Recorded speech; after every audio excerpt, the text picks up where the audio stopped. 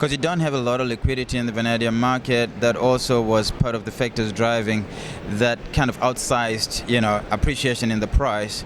But we've also seen, obviously, prices come back down, and we think the factors there have been temporary. We think that steel is still going to continue to be the anchor for demand going forward. We will see a substantial increase, obviously, of renewable energy, and with that we'll see a substantial increase in stationary energy storage, right?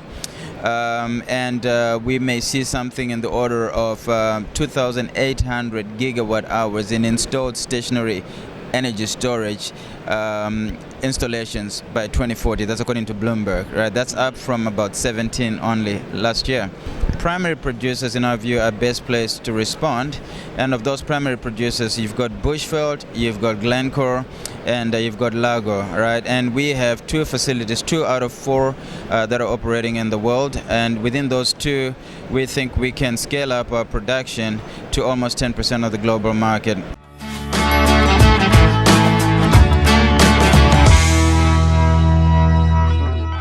Hello everyone, this is Florian Munch. I'm here in South Africa and meeting with the CEO of Bushveld Minerals. It's one of the major vanadium producers, primary vanadium producers in the world, and it's an honor to meet you here. Lovely to meet you, Florian. Yeah. Thanks for making time. Fortune Mojapelo, your Yes. name. Could you give the audience a brief introduction? What are you doing? Yes, so we are vanadium focused, primary producer, and we are essentially what we are is a low cost and a vertically integrated primary vanadium platform. What that basically means is we've got a high grade deposits of primary vanadium in South Africa. In fact, collectively we hold the largest resource base of primary vanadium in the world. We also have primary processing facilities, 2 of them, Vametco and the other one which we acquired just last year, Vanchem. Between the 2 of them, they have the potential to produce almost 10% of the global vanadium market. Currently we're meeting about just under 3%, primarily from Vametco, and with Vanchem obviously contributing towards that going forward since their acquisition last year. Beyond the production of vanadium, we integrated downstream through our Bushveld Energy platform, whose core focus is driving the adoption of vanadium-based grid-scale large energy storage systems. And our involvement there as a company ranges from the production of vanadium electrolyte that goes into those systems. We are building a plant which will supply about 200 megawatt hours worth of these batteries per year in East London. And we also do project development where we secure mandates for large-scale deployment of these batteries. And more recently, we have announced some investments into the battery companies themselves. So we're active across that entire value chain. We think that's going to be a game changer for vanadium industry as a whole, and certainly for us as a company. So the battery industry is certainly a field for you to look at and expand to and supply vanadium electrolyte to. But the main driver of demand currently is the steel industry. Yes, correct. So 90% plus of current production goes into steel making, where it's used to strengthen steel. You add a small amount of vanadium, you double the tensile strength of steel. So that's the mainstay. And by the way, that's a very good thing because that's the anchor for demand, which is what you always need. We think that steel is still going to continue to be the anchor for demand going forward, driven mainly by the growing intensity of use of vanadium in steel, and that's being driven largely by things like regulations in China, which are pushing to take off poor quality steels and replace them with higher strength steels, for their construction infrastructure sector. That alone, even though you assume a relatively flat steel production outlook, the use of vanadium in steel, we expect it to grow. And especially in China. Yeah, and that's going to drive demand growth to as much as about 2.5% CAGR per annum going forward. And that's before you look at the battery opportunity. So again, the steel sector provides a good anchor for demand, and the battery sector provides really good upside going forward. I think it's important to highlight and mention this, that the steel industry is really important for demand. Especially as some investors, certainly lots of people in the audience here are interested in battery metals, and they have seen the vanadium price increase very sharp and fall and drop off. Yes. Why was that? Look, so it's a supply and demand question, right? What we saw happen is a few factors. Firstly, in terms of the drive up.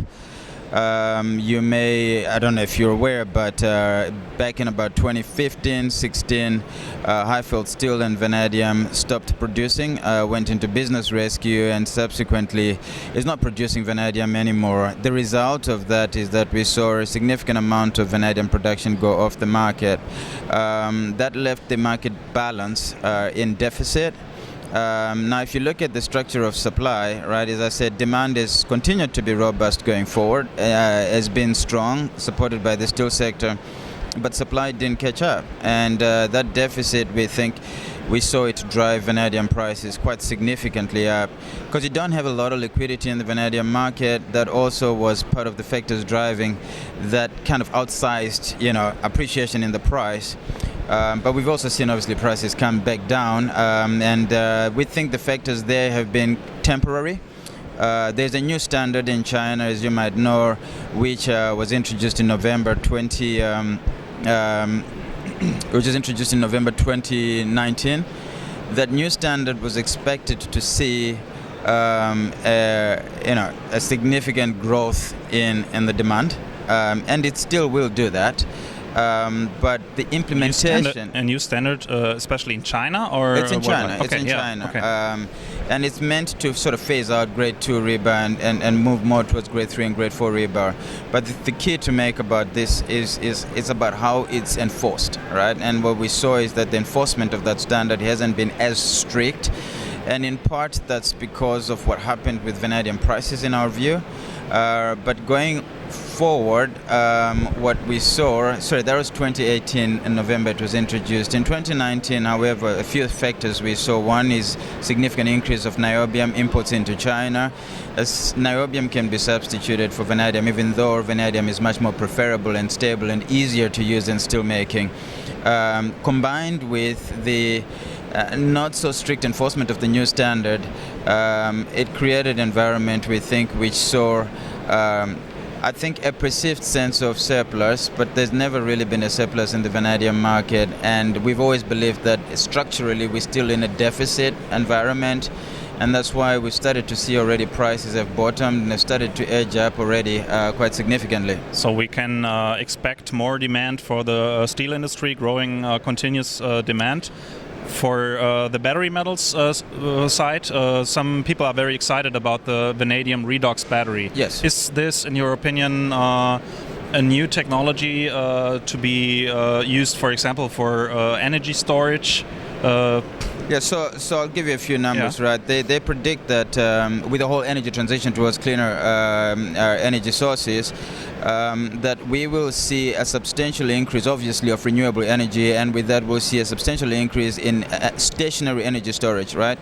And we may see something in the order of 2,800 gigawatt hours in installed stationary energy storage installations by 2040. That's according to Bloomberg, right? That's up from about 17 only last year.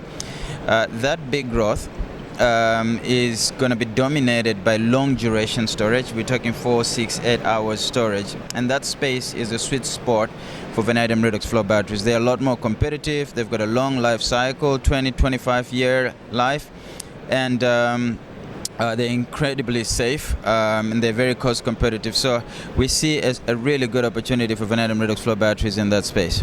And is there any alternative to that? So is it really feasible and economic to have a it's quite pricey, those big containers. Well, look, the thing is, when you talk grid scale, right, when you're building a new power plant, the key number you're talking about is not actually entirely the capex number. It's about what is the cost per kilowatt hour that I'm going to get out of that, right? And on a long duration basis, the cost per kilowatt hour of a vanadium redox flow battery is very competitive.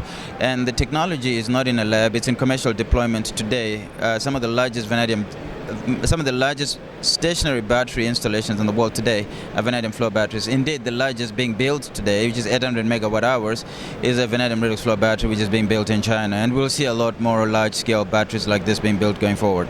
Thank you, Fortune. To close the interview, maybe you could, for the audience, put your company, Bushveld Minerals, into perspective. Maybe there are only a handful primary vanadium producers. So what is important and what is special about you? So to be exact, there is only 3 primary vanadium producers, right? If you're going to produce vanadium, you either build a primary production facility like what we have, where we focused on producing vanadium, or you're going to build a steel plant that produces steel or pig iron with vanadium slag as a byproduct. The difference, of course, is that a steel plant is about 5 times as expensive to build as the primary vanadium plant is. Secondly, if you're going to build a steel plant, the driver of your economics is the steel. It's the pig iron. If you build a vanadium, you focus primarily on the vanadium. So if you think about it from that perspective, by far the majority of the vanadium production is from these co-producers. We think that the ability to respond to a growing demand of vanadium is going to still be fairly limited by steel iron market dynamics. Primary producers, in our view, are best placed to respond. And of those primary producers, you've got Bushveld, you've got Glencore, and you've got Largo, right? And we have 2 facilities, 2 out of 4 that are operating in the world. And within those 2, we think we can scale up our production to almost 10% of the global market. So that's the big proposition to investors, that we have an plus 3-fold increase in our production in the coming years with the plants that we already have, which we're just refurbishing. And then on top of all of that, there's the massive upside opportunity with energy storage with VRFBs. Big player in a small market. Fortune Mojapelo, CEO of Bushveld Minerals. It's a growing market, and thank you so much for your time. Thank you. Awesome.